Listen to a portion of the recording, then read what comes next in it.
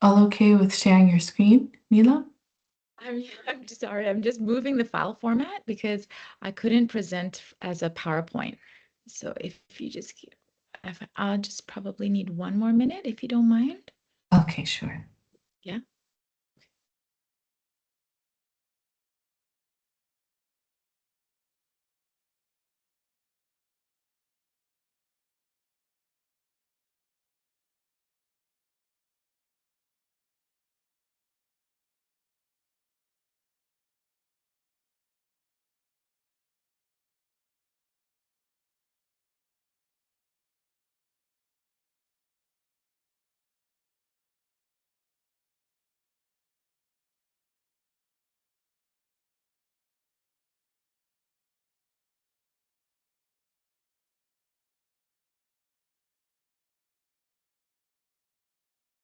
Okay. I think we're good to go now.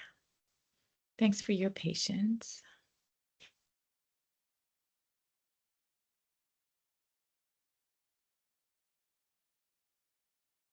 Can we see this? Is it okay? Yes, we can see it. Okay, fantastic. Neelam, someone from our end is just going to give an introduction, then they'll hand it over to you to start. Brilliant. Perfect.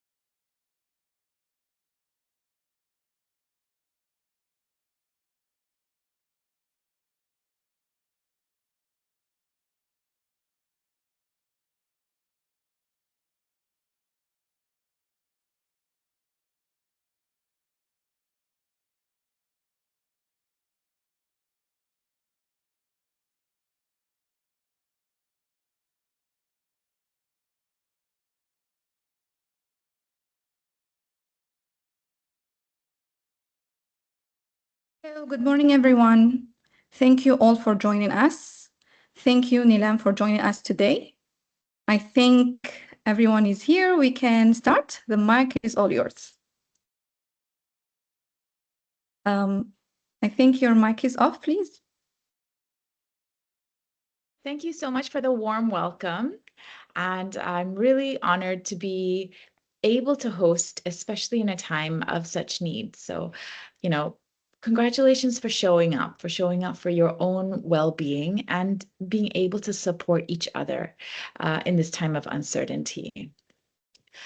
I will go through today with a few tips and tools around managing the uncertainty. How do we manage the stress, the feelings, the emotions, the thoughts, so that we can really protect and safeguard our well-being?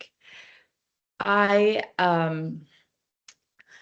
have a journey of wellness. It's been about 20 years now, where really understanding the clear techniques that make the biggest difference. So that's what I want to share with you. I want it to be practical. I want you to be able to have these clear takeaways that you can integrate into your lifestyle, whether you're at work or at home. And honestly, this is a part of my personal journey. I used to be an investment banker. The stress, the pressure, the misalignment in values ended up where I couldn't handle the stress, and it resulted in a total burnout. It affected I had chronic lower back pain, it affected my digestion, my skin, my relationships, my confidence. So my journey has really been, first and foremost, how do I rebuild myself? How do I make sure that I stay resilient? And once I was able to recenter, I felt like it was my duty and really my responsibility to be able to share it as far and as wide so that we have a few preventative measures, right? We're in a world now where we cannot change what's happening. We do not have agency to change the stressors. But what we can do is change our reactions. How are we dealing with it? So I've worked with Fortune 500. I've studied the science of it from my Harvard Medical School degree. I've also studied the importance of leadership presence from MIT in terms of, collectively. That's why corporate culture, that's why leadership becomes much more relevant in a time of crisis. And so ironically, I've kind of come back into these high pressure scenarios, into finance, into education, into government, to be able to share these tools and the techniques for a sustainable success, right? We want it to be long-term. It's with health, with organizational wellness, it's all about seeing the long holistic picture than a quick fix. And so what I wanted to do is first give you an overview around what is well-being. Yeah, how can we notice what are these elements and what is most important to us? So here are the 6 pillars of Inspire Wellness. This is from my research at Harvard Medical School, and it narrows down to these 6 pillars. When we're able to really bring awareness into our relationship with these different fundamentals, it changes both your physical health, your emotional health, and your mental health. So I really love that it's integrative. Yeah. So first is exercise, making sure we're in this space where there's some movement, because that's how we're able to release a lot of our stress, is through action. Nutrition. I understand it's Ramadan. And so making sure that when we, during iftar and sahur, when we are eating, we're eating wholesome, nutritious food to really sustain our energy through the day. The critical importance of sleep as well. How can we ensure, especially during this period, Ramadan, we wake up in the early morning. So sometimes sleep can be disrupted. So how can we ensure we're getting, it's not about quantity, but really about quality of sleep. And stress management for me is like the umbrella. If we are doing everything right, but we're hyper stressed and anxious, then the body, the mind, it doesn't absorb our efforts in terms of our well-being, which is why even today's entire webinar is going to be centered around how are we able to gauge stress, because if we're not aware of it, we can't change it. And then B, what are some of the simple tools we can do to shift that needle, to shift our nervous system so we feel more calm, we feel more centered in ourselves. And honestly, when it comes to ourselves, our families, our colleagues at work, we can only give what we have, right? And so neurochemically, it's through this principle of mirror neurons, but just basically in terms of if I am holding anxiety within me, then that's what I have to share. Then I'm sharing that anxiety around me. Everyone around me is feeling anxious. If I am taking ownership of my stress levels and cultivating a feeling of calm, then that is what I can share with my loved ones and with people I'm surrounded by. I'm then going to co-regulate on my nervous system around that feeling of calm. The fifth principle here is social connection. Social connection is very important because in times of stress, a lot of what happens is that we end up shutting off from, conversation, and then we end up feeling quite isolated. The more isolated we feel, the more that stress is exacerbated. So making sure we reach out to people, whether we need help or whether we can be champions for others to support them, right? And so social connection is so important, because now in a world where we're so hyper connected, actually the one thing that's been on the rise year on year is a feeling of loneliness, because people are able to just send each other a meme or a WhatsApp, but to have a sit down over a cup of a coffee or a walk and really connect and really have a deep conversation takes more effort, right, in a very busy world. So U.S. Surgeon General has shown that loneliness is akin to smoking 15 cigarettes a day. That's the damage it's doing in terms of our well-being, which is why this metric improves our mental, physical, social health as well. And the last is mindful choices, right? When we're stressed, when we're on edge, we end up reaching to substances, we end up reaching to things that maybe are only perpetuating the stress, whether it's, sugary foods, whether it's vaping, whether it's doom scrolling on social media. So all of these things will actually only keep us more rooted in fight or flight, or more rooted in a high adrenaline state. So what we want to do is, how can we be more mindful of when to pause, when to relax, when to find that calm in our already very busy day? So I want to ask, like, what causes stress, right? Generally, it's that there's too much to do and too little time. So we feel like we're racing, we're just going as fast as we can. But honestly, whether we're an F1 driver racing through lap by lap, the faster you go, the more important it is to go into the pit stop, right? To pause, to make sure the vehicle is safe. The more you push your accelerator, the more important the brake becomes. Yeah, and we are not pro athletes. We are not machines made from hyper optimized productivity. We have a much heavier vehicle generally. We're dealing with so many things at the same time. So that's even more important, that we have moments of maintenance. We have moments where we're looking after ourselves, because it's a marathon, not a sprint. We want to be able to continue. So what happens when the body is stressed? What happens when we are feeling that anxiety?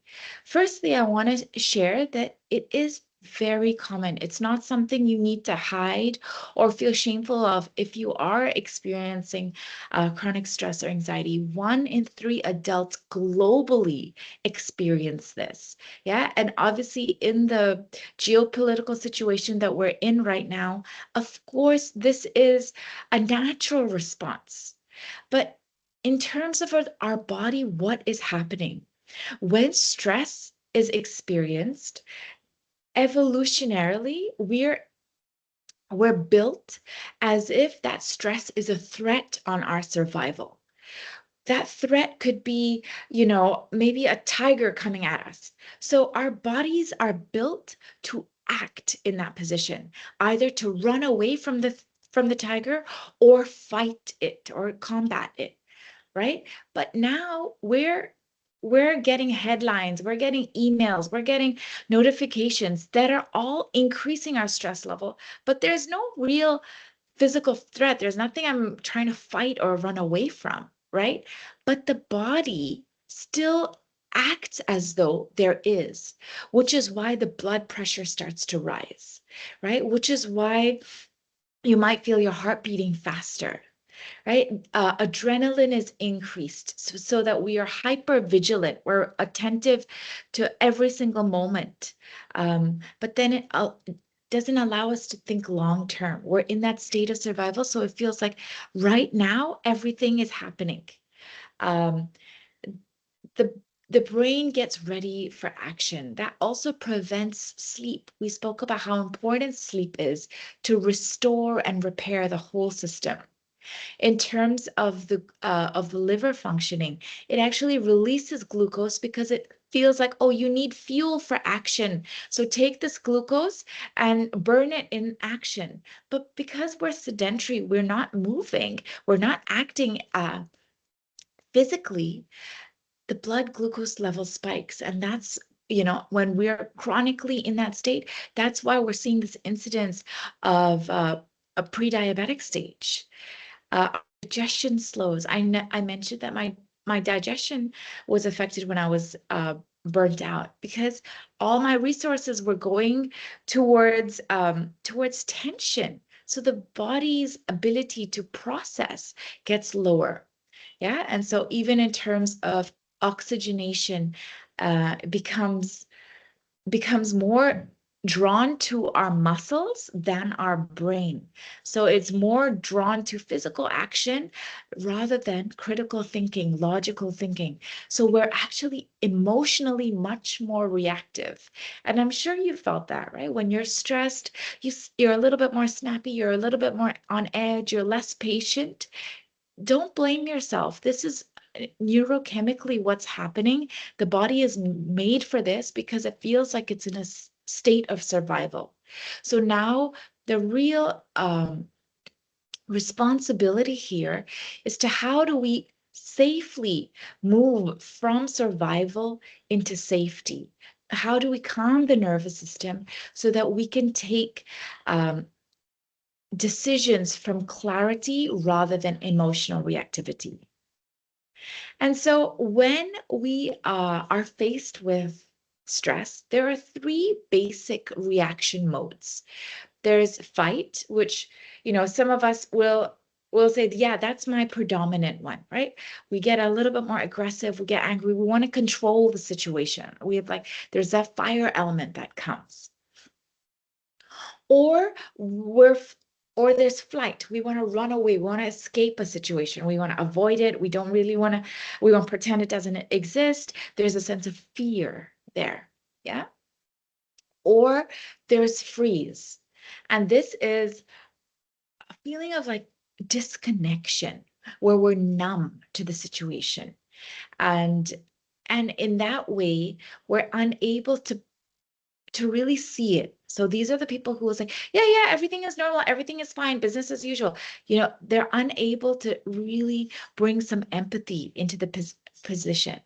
So ask yourself, for you, what's your dominant reaction mode? Right? And this is evolutionarily. This is from evolution. You can see there are different animals too, right? The fight of the tiger, the attack. The gazelle runs away from any predator. And then the possum pretends to play dead so that the predator doesn't come to attack. So again, the fight, flight, and freeze are there in our in nature as well, and hardwired in our biology. So what I want is for you to tell me, what do you experience when you're stressed? How do I know I'm stressed? What are some of the signs that I pick up on? So for me, my heart starts to race. Any others? Feel free to add it on the chat.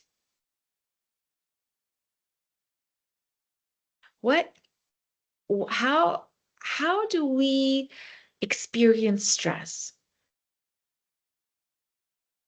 Do we does it affect our sleep? Excellent. Does it affect our appetite? Does it affect our mood?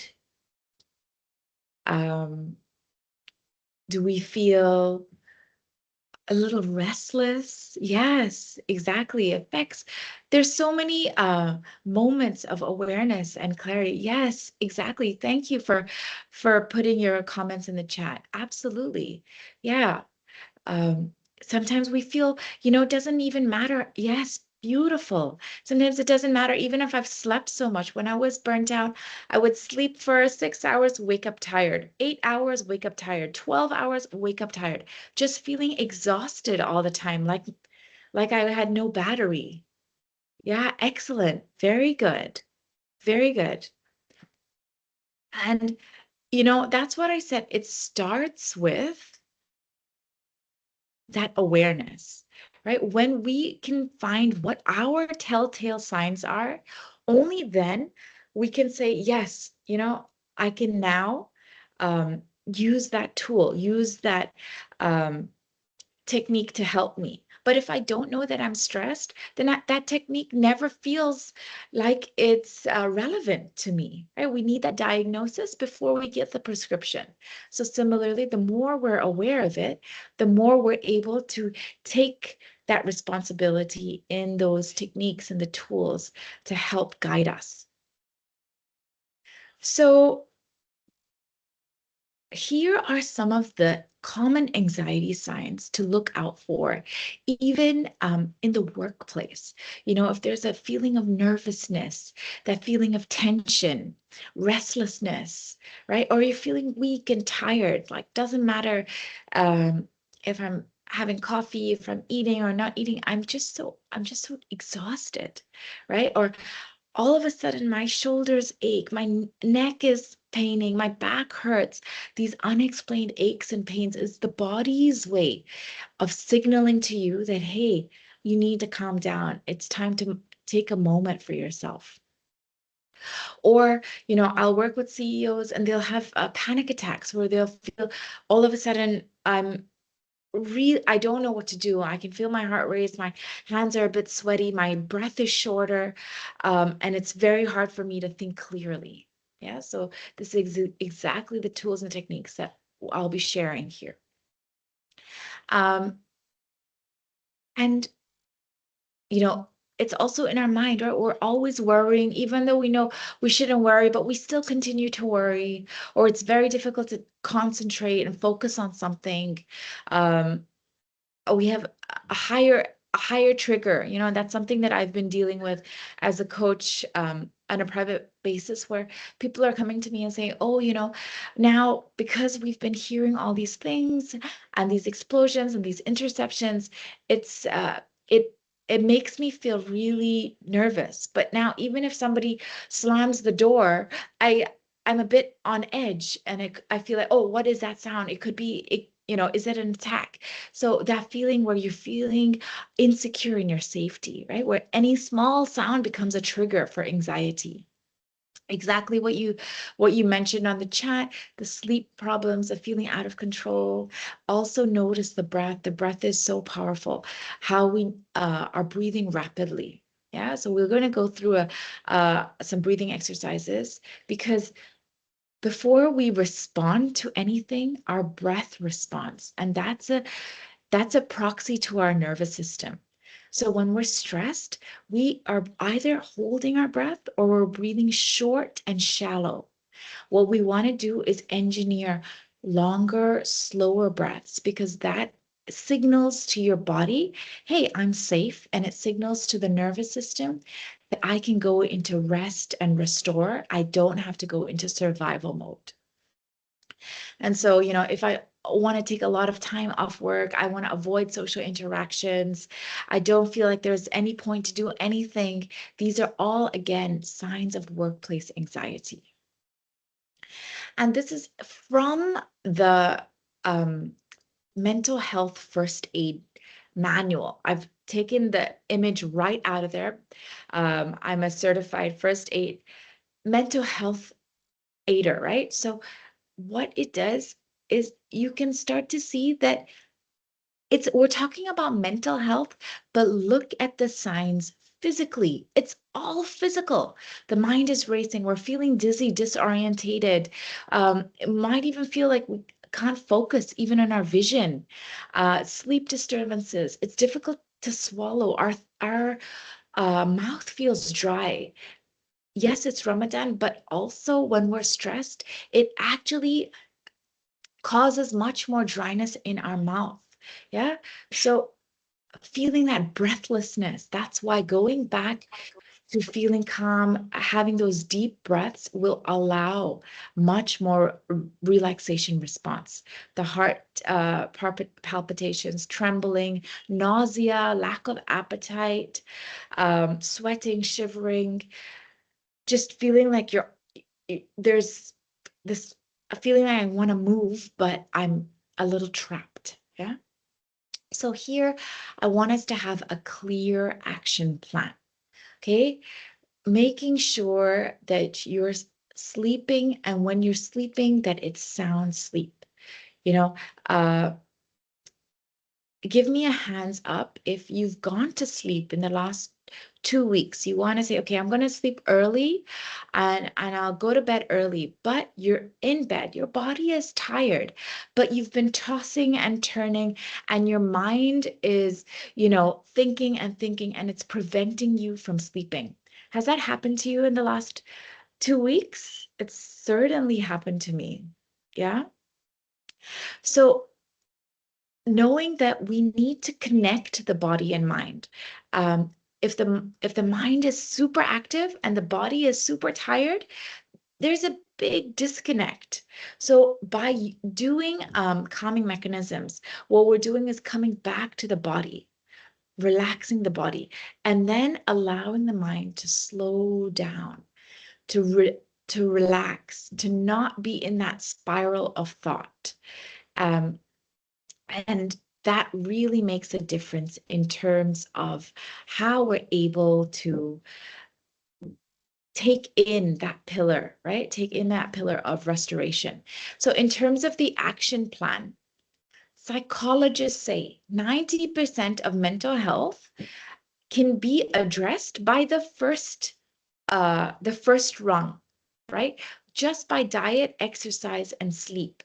If you're sleeping well, so one of the things I like to do, especially in those days where there's so much on my mind, it's preventing me to sleep, even though I'm in bed, even though, I'm ready to go to sleep, is get a piece of paper and write down everything that's on your mind. So what you want to do is you want to download your thoughts from your mind into your piece of paper so that it doesn't have to circulate. Okay, I have to do this tomorrow. I have to make sure the kids are ready. I need to speak. I need to call my mother. I need to, whatever it is, write it all down so that you're clearing space in your mind. And only when there's space in your mind can you invite deep sleep. Next, exercise. If you are feeling jolted, just go for a walk. Go for a 10-minute walk and you will feel the difference. Have you noticed that? Like, even if you just walk a little bit, when you sit down at your desk, I can focus. If I'm unable to focus, that restlessness is going to keep my mind very scattered and very distracted. Diet. Make sure that, when we're eating whole foods, that is filled with nutrients. You want to avoid high caffeine. You want to avoid high sugar. This is going to spike the cortisol. This is going to spike the adrenaline, which will keep you feeling more of that irritation. Next, as we said, social connection. Just reach out to a friend once a day. Just reach out to one friend. That friend could be sitting next to you at work. That friend could be somebody that you call on your way home. Whoever it is, someone you can just have a chat with, have a little laugh with, and really allow yourself to know that there's so many people there to support you, right?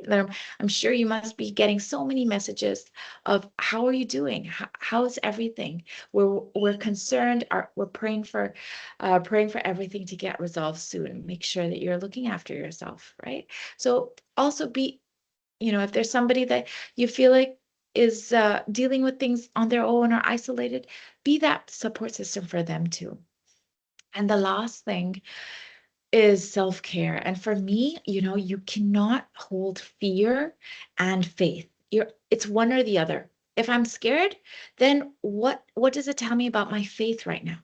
So have faith, hold on to that, moments of prayer, moments of that deep connection that God, Allah is looking after me. There's love there. This struggle will turn into my strength. And when we can really appreciate that there's a much bigger plan and I am looked after and that I am loved, I'm protected by a much greater force, then automatically what happens? We start to smile, right? We start to take a deeper breath. We start to feel, you know what, much more at peace. And when there's inner peace, we're able to share that peace. We're able to share that connection, that calm with those around us who are needing it most. Okay.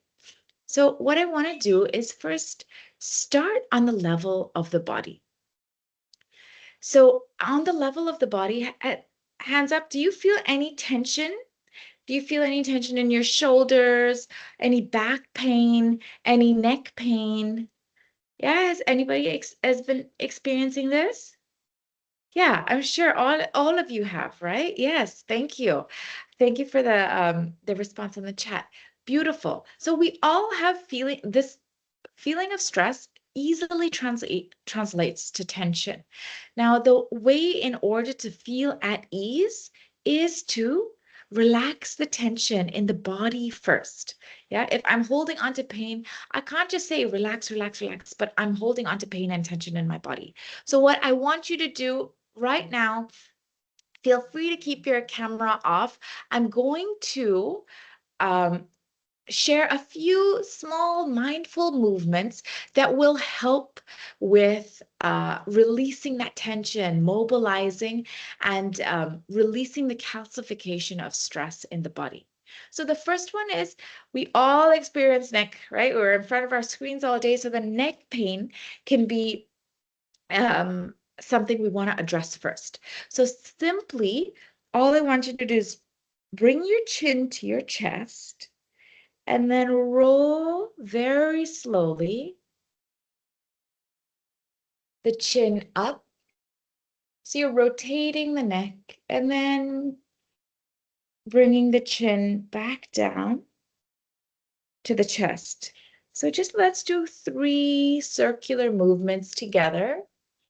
You can imagine a clock in front of you and you're just rolling to 9 o'clock, 6 o'clock, 3 o'clock, and 12 o'clock.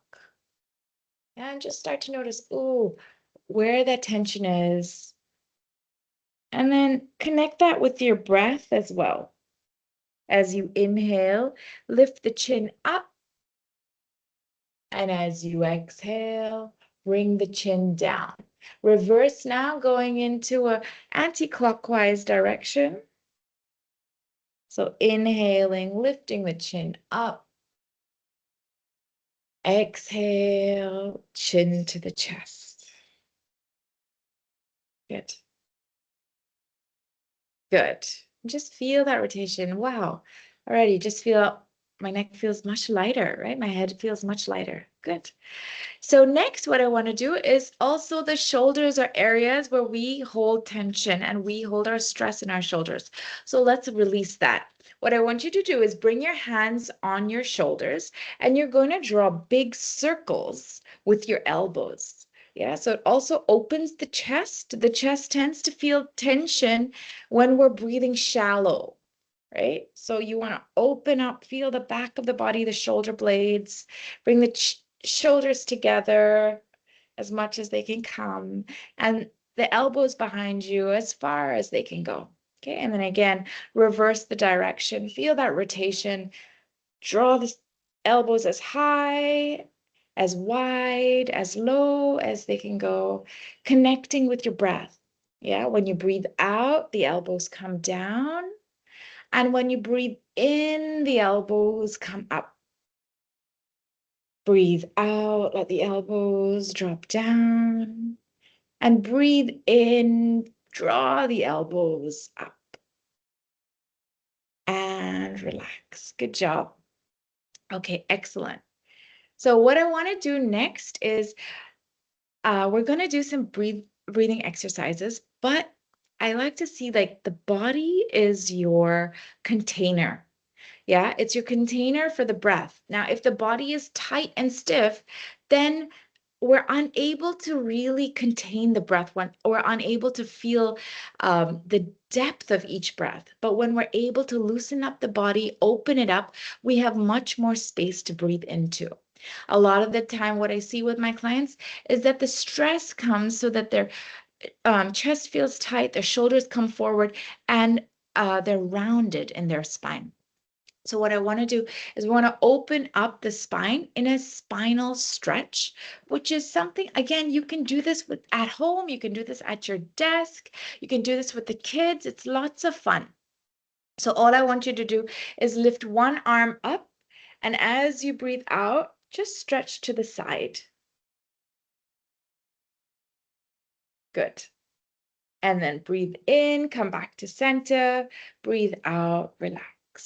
Other arm, breathe in, lift, breathe out, just stretch to the side. Feel the side of the body, the rib cage open up so that we're able to mobilize the diaphragm. Inhale and exhale. One more time. Inhale, arms up. Exhale, stretch to the side. Inhale, arms up. Exhale, down. Last one on the other side. Inhale, exhale, inhale, and exhale. Excellent. And then the last one is a twist. So what I want you to do is put opposite hand on opposite knee. Inhale, lift up, and exhale, look behind you. Feel the back, feel the rotation through the lower spine. Excellent for digestion. Excellent if you've got any lower back pain. Inhale, center, and exhale, relax. Other side, opposite hand to opposite knee, and twist. Looking back, releasing the tension throughout the spinal column. The spinal column is the anchor of our nervous system. Good. And relax, yeah? So these 3 things you can easily do at home. I'm doing it in my suit. You can do it at work. You can do it at your desk. I'm not asking you to join a yoga class or roll out a mat or dedicate 1 hour. This took 4 minutes, yeah? So knowing that these small techniques, it's these micro learnings, you can just add it to your day. Oh, I'm feeling stiff. Okay, just rotate my neck a little bit. Oh, my back is hurting. Okay, I'll just stretch a little bit and then I'm ready. Yeah, so feeling that readiness, yeah, feeling that relaxation. So a lot of the time, it's in our thoughts that the stress exacerbates. Whether we think this is going to go on forever, we're catastrophizing, or we're comparing, oh, look at that country, they're not going through that, we're going through that, judging, negative bias, right? When we hear something bad, that's what we remember most. Or we time travel, we're thinking, what's going to happen in the future? What's going to happen? Should I sell my house? All of these things. We're feeling scattered. We're overgeneralizing that this is what's always going to happen, right? So taking it that this too shall pass. Everything will continue. And again, holding on to that feeling of faith.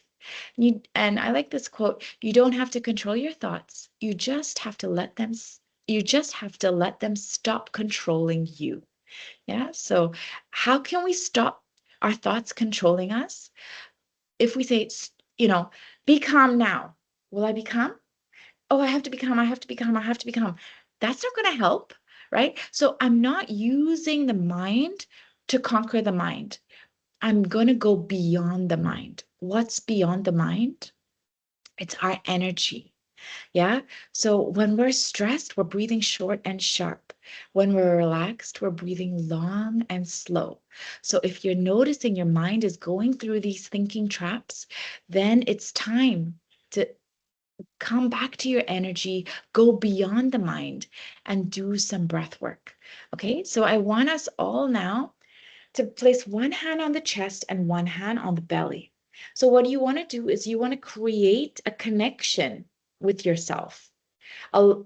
We are mainly living in our thoughts. When we ground and connect with our body, that's when we feel that expression of safety. Yeah.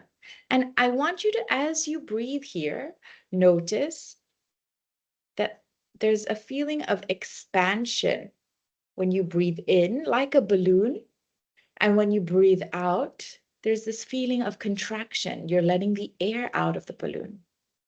So just feel that expansion and contraction.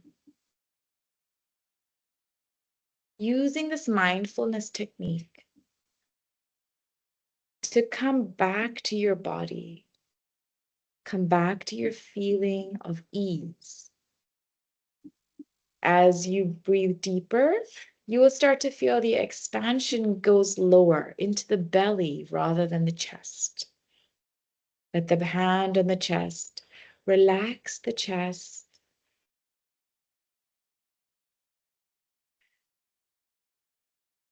Breathing through your nose, slowing down. But just feel the breath. We can't be thinking and aware of our breath at the same time. So that's why we go beyond the mind by connecting to the breath. The breath in is energizing, and the breath out is relaxing. So in times of stress and anxiety, what we want is more relaxation, right? So we want a longer, slower breath. Our count is going to be breathing in for 4 and then breathing out for 8. When you're ready, breathe in 4, 3, 2, 1. Breathe out 8, 7, 6, 5, 4, 3, 2, 1. Inhale 4, 3, 2, 1. Breathe out 8, 7, 6, 5, 4, 3, 2, 1. Breathe in 4, 3, 2, 1. Breathe out 8, 7, 6, 5, 4, 3, 2, 1. Breathe in 4, 3, 2, 1.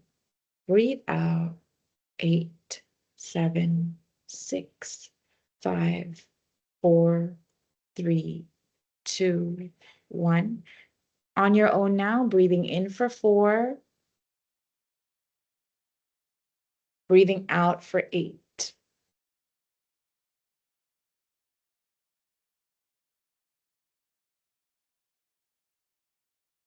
One more time, breathing in.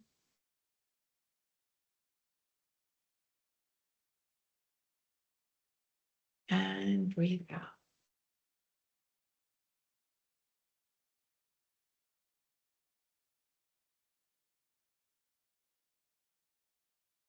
Do you notice the difference? I certainly feel a change in energy already. Yeah, that was only 3 minutes. You know, give yourself that care, that love, that I can take 3 minutes for myself to regulate, to feel that calm, to restore. And already you'll notice things feel lighter. Yeah. And that's the power of breath work. There's been studies, this is by Harvard Medical School. Yale has also done a study on it. It increases deep sleep. It increases well-being hormones, lowers the stress hormones like cortisol, lowers depression by 70%. Yeah. So in just 1 month. So this is really important because when we're able to regulate our breath, we're able to regulate our nervous system. We're able to regulate our energy and we're able to regulate our mood. Yeah, so that allows us to be so much more effective, you know, in the workplace, but also in our personal lives. And I think it's very important here that this is not a magic pill. Okay, I sat on the well-being webinar. I did the the breathing. So I'm good now for the rest of the month. No, no, no. Now I've taught you the breathing. Now I'm giving you the responsibility to practice. Practice this at least 3 times a day. Do it every day, whenever you need it. You know, call upon the technique and you will see it gives you more and more. Yeah, the more often you do it, the more quickly you're able to intentionally recenter and come back to restoring your energy. So this is a highly studied technique. It's called the parasympathetic sigh. So what happens is that when we're in go, go, go, you know, imagine you're on a treadmill. You're gasping for air, right? When the body sighs, it tells the body, I'm relaxed.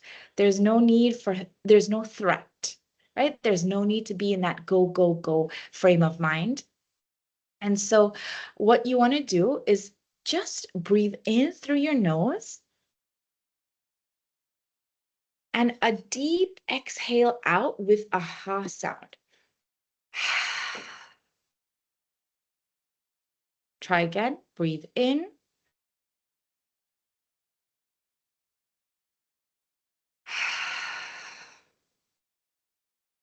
Okay.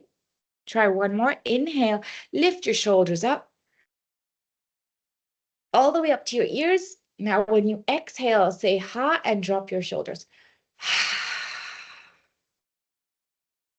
And feel that tension relax.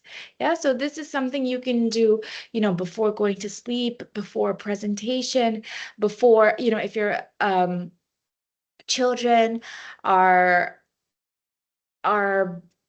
distracting you, before you deal with them, you know, where you might lose your patience, do the parasympathetic sigh, get yourself in that frame, and then speak to them. Yeah. And so I also want to be able to share this sense of accountability that we all have in this time. How can we make sure that we're there for each other? How can we have conversations that are really rooted in care versus stress or survival, where it can become more hostile?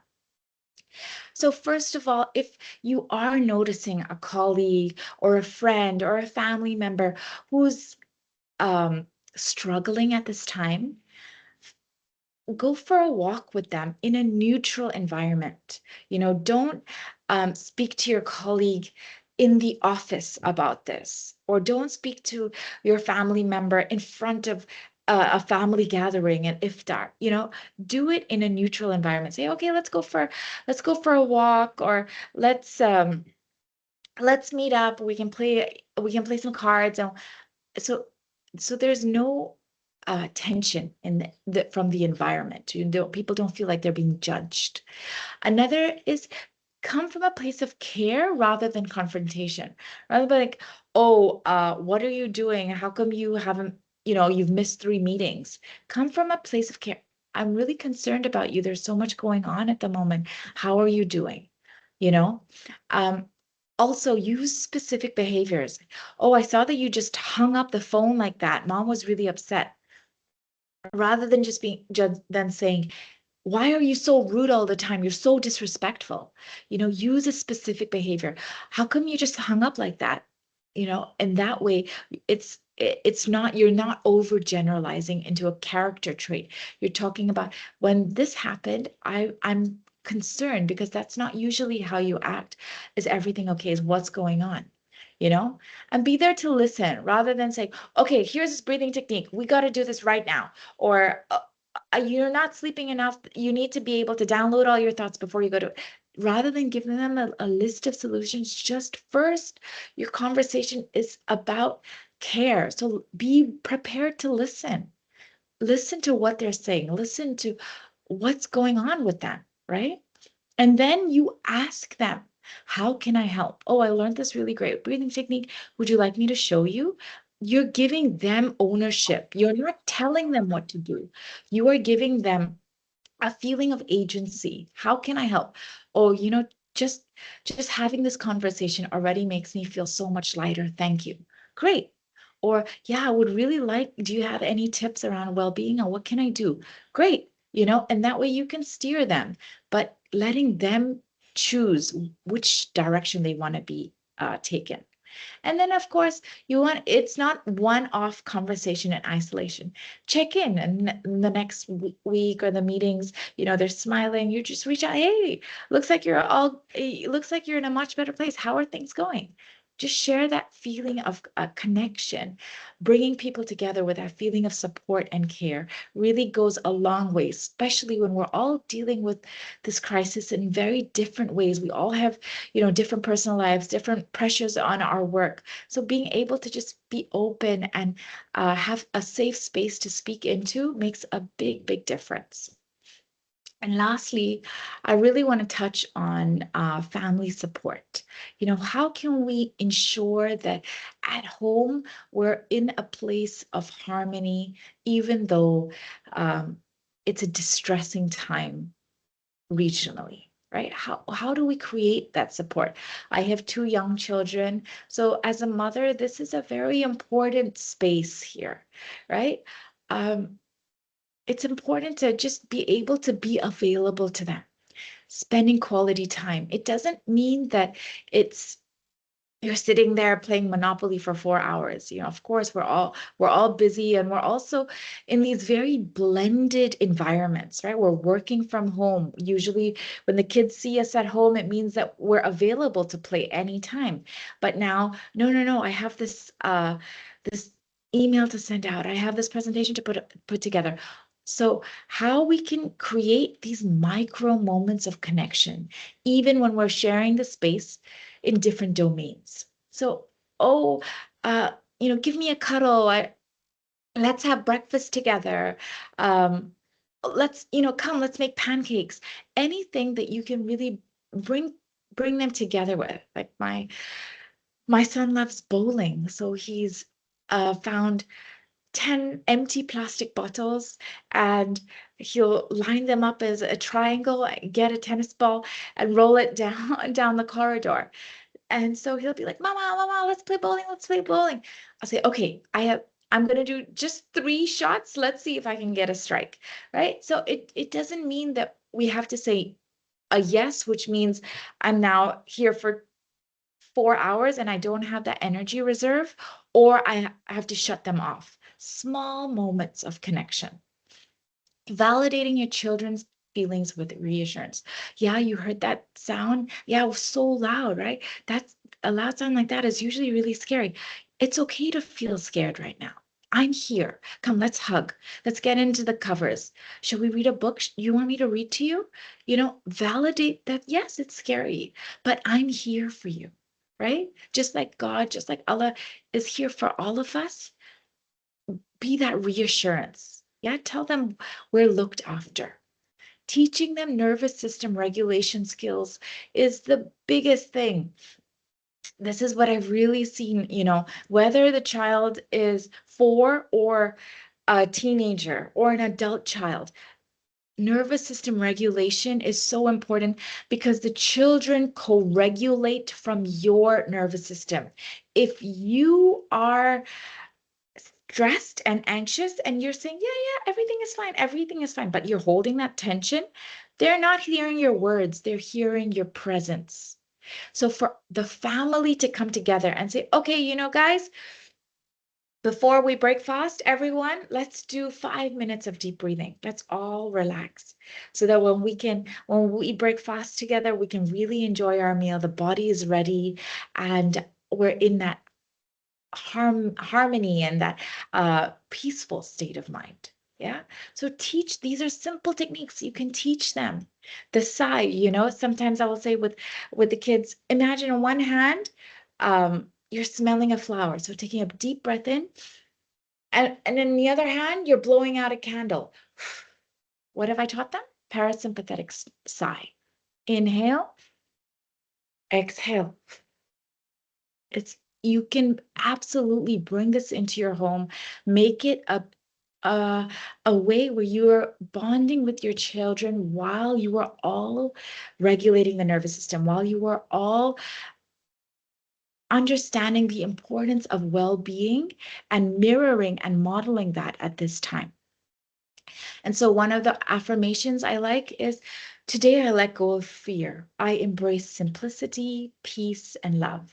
Start your day with that. I choose fear and release. I choose faith and release my fear. I choose faith and release my fear. Every step you can, if I'm doing a walk for 10 minutes, one step will be, I choose faith. Next step will be, I release fear. I choose faith. I release fear. I choose faith. I release fear. And this one is my favorite because you can, again, just integrate it into the same principle that we've been talking about with the breath work. As I inhale, I invite calm. As I exhale, I let go of stress. So inhale, calm. 4, 3, 2, 1. Exhale, let go of stress. 8, 7, 6, 5, 4, 3, 2, 1. Yeah, so play with this. This is something that, very easy to integrate. All you need is that awareness and that prioritization of how important well-being is at this juncture. And so I want to just leave you with those clear takeaways, practical tools. Remember, if you're feeling stiff, those mindful movements, the rotation, the side stretch, the twist for your lower back, all of these allow the body to release that tension. The belly breathing, inhale for 4, exhale for 8. The parasympathetic sigh, inhale, ha sound, exhale. Open conversations, showing up with that feeling of care, of concern, and reaching out to people. Have that action orientation. You feel drained when we're only just in our mind all the time, replaying the same scene, rethinking about the same fears. Put that energy into action. Say, okay, now I'm going to switch off. I'm going to plug into my work. I'm going to really dedicate myself, because the more action we take, the more satisfaction we get from our actions. Otherwise, we feel listless. We feel restless, right? So the action could be, if I'm feeling really stressed in the, waking up, then I'll go for a walk. I'll act, I'll release that stress. When I'm feeling stressed at work, I'm going to put my focus and my energy and channel that energy instead of worry into feeling productive. Yeah. And then build in those family routines of care, of reassurance, of faith, of nervous system regulation. Simple breath work can make all the difference. And as I said, it is my absolute honor to be able to share at a time that's so critical. So please follow me on LinkedIn. I'm sharing tips and tools on almost a daily basis since the attacks, and I have free resources on my website, inspirewellness.com. You can get mindfulness courses. I teach breathwork. I teach meditation. I'm a personal wellness coach too. So if you're dealing with struggle and you want more one-on-one coaching, I'm always happy to help. This has been such a pleasure. And thank you so much for your time and your priority around your personal well-being. Thank you, Neelam. This is Fatma Al-Harthi from Zaid Foundation. Before we close, I would like to acknowledge that these are not ordinary times. While stress is something we all experience in different forms, and it's normal and it's part of our human being, but the level of uncertainty might be a little heavy in this particular time. This is exactly why this webinar was organized, to pause, reflect, equip ourselves with practical ways to manage stress. And I would like to extend our sincere thanks to you, sharing these valuable insights, practical guidance with us today. And I truly appreciate the time and expertise that you shared with us. Hala? Oh, I think by mistake that interruption. And yeah.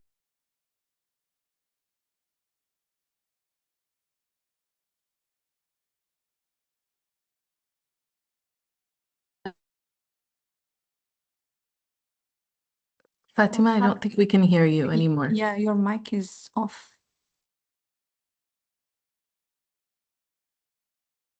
Perhaps Neelam in the... Okay. Oh. Sorry for that. I truly apologize. Fatima, perhaps we open it up for Q&A in case people have questions. Yeah. I don't know if you can hear me anymore, but Yes, we can. definitely. No, and absolutely. To echo Fatima's point, this is an unprecedented time. So the level of uncertainty is, of course, going to draw rise to anxiety, to stress, to fear. So taking a moment to recalibrate at this time is going to make such a difference in how we're able to navigate in these times of uncertainty, and how we can really find our strength from within. And absolutely. Perhaps, Neelam, maybe a question from my end, and Yes. given that this is a workplace environment, like you said, Fatima said it, unprecedented times. What's your biggest tip for people when it comes to the workplace to be able to focus on work, perhaps? Any tips for managers who are leading teams during this time? People are stressed. Obviously, now they have some tools to work through it, but in times like these, what would be your biggest tips? So I think, in times of uncertainty, when it comes to leadership, communication becomes very important. It doesn't mean that we don't have all the answers. We don't need to have all the answers, but to even communicate in a way that there's a support, there's a reassurance, and there's an acknowledgement on how difficult these times are. Right. And I really, for me, I model that on the UAE government, where we will get alerts, even, maybe they don't want everyone to know that there's a threat, but we will get alerts to say, yes, there's a threat now. Yes, now you're safe. So that communication is what gives us a feeling of trust that we're looked after. Right. So in high stress environments, a lot of the times leaders don't want to say anything wrong, so they don't say anything. But in silence, then people are experiencing in their minds their worst case scenarios. The insecurity becomes so high. So I would say that's something to look into in terms of, for daily life. I don't wake up checking the news, because the way you wake up is what sets your frequency for the day. When we wake up and we see all the notifications and all of these headlines, we are so scared, we're petrified, and that fear is what transcends us through the whole day.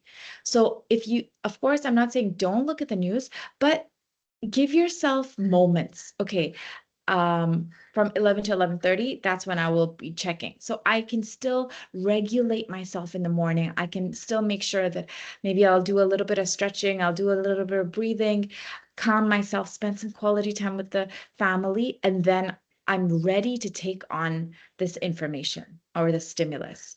I see that, when people are just endlessly scrolling, all of their energy towards work becomes dissipated, because they're so focused on what they're seeing and they're constantly scrolling that they're unable to concentrate and focus, and it's really in our efforts and in our actions that we feel a sense of productivity, that we feel a sense of satisfaction, and we feel a sense of agency. When we're scrolling, we're feeling helpless.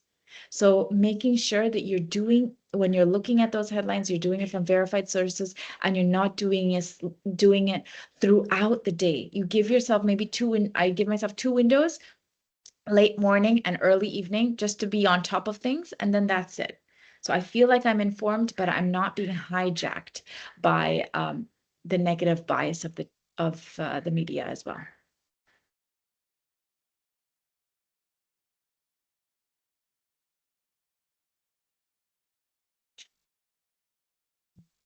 Is there any other question?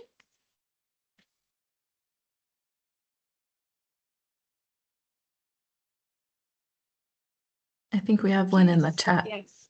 Yoga is great. Yeah. So I'm a certified yoga teacher, and yoga is great to practice. That's why I put in a little bit of mindful movements, because what happens, the greater the distance between your body and your mind, that is where stress lies, right? So what we do when we are actually moving and breathing and noticing our body, we're creating a union of body and mind. We're much more present, and when we're more present to the here and the now, right now, I'm here, I'm safe, I'm okay, right? That allows us to relax. So, yoga is a great form of tension release as well as physical activity. So you'll see your mind is clear and your body is more relaxed too.